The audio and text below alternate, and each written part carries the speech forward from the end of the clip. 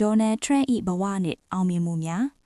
American နိုင်ငံ၏နိုင်ငံရေးစီးပွားရေးနှင့်မီဒီယာလောကများတွင်အလွန်လူသိများသောပုဂ္ဂိုလ်တူဖြစ်ပါသည်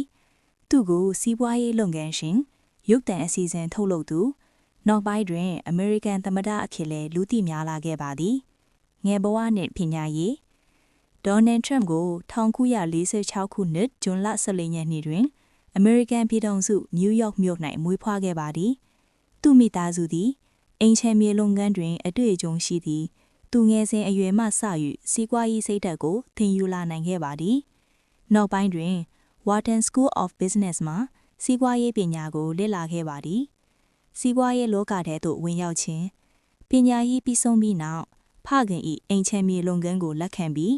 သူ့ရဲ့ကိုယ်ပိုင်အမြင်ကိုယ်ပိုင်စတိုင်ဖြင့်လုပ်ငန်းကိုတိုးချဲ့ခဲ့ပါသည်ဟိုတယ်များအမြင့်မားအဆောက်အုံများကောက်ကွင်းများအထိလုပ်ငန်းများတိုးချဲ့နိုင်ခဲ့ပြီး Trump အမည်သည်စီးပွားရေးအမတ်တစိုက်တစ်ခုအထိလူသိများလာခဲ့ပါသည်အောင်မြင်မှုများသာမကအခက်အခဲများဒုက္ခများကိုလည်းအကြိမ်ကြိမ်ကြုံတွေ့ခဲ့ရပါသည်သို့တော့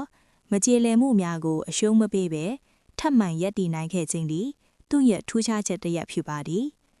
မီဒီယာနှင့်လူသိများလာခြင်း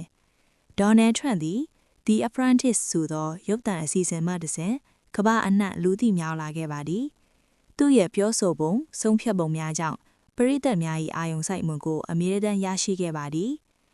နိုင်ငံရေးလောကသို့ဝင်ရောက်ခြင်း2016ခုနှစ်တွင် American သမ္မတရွေးကောက်ပွဲကိုဝင်ရောက်ရင်ပြိုင်ခဲ့ပြီးလူအများ၏အံ့အားသင့်မှုအကြားနိုင်ရရှိခဲ့ပါသည်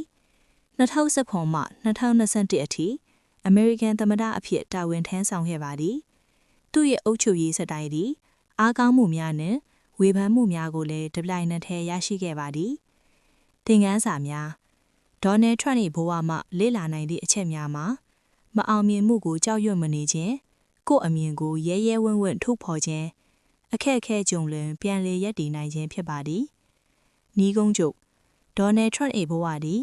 အောင်မြင်မှုနှင့်အငင်းကွာမှုများပေါင်းစည်းနေသောဘဝတစ်ခုဖြစ်ပါသည်